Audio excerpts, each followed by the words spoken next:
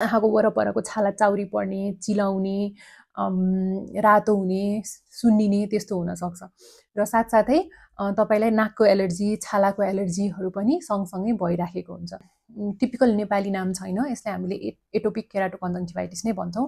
एटोपी भनेको चाहिँ तपाईँको वंशाणु संवेदनशीलता, अर्थात् तपाईँ वंशाणुगत रूपमै यसको लागि पूर्णतया संवेदनशील हुनुहुन्छ। जिन्सहरूकै कारणले गर्दाखेरि चाहिँ यो एलर्जी तपाईँमा आएको छ र यो चाहिँ तपाईँले आफ्नो आउने पुस्ताहरूमा पनि तपाईँले दिनुहुनेछ।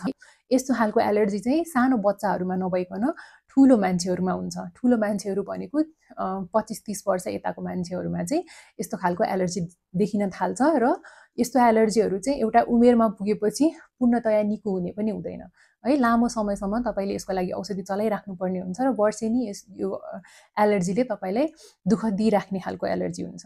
अरू यो भिकेसीको आँखा वरपरको फिचर्सहरू पनि देखिन सक्छ, भनेको आँखाको जुन परेलाको ढकनी मुनि को घाउहरू होइन, आँखाको यो नानी वरपरको घाउहरू त्योहरू पनि देखिन सक्दछ।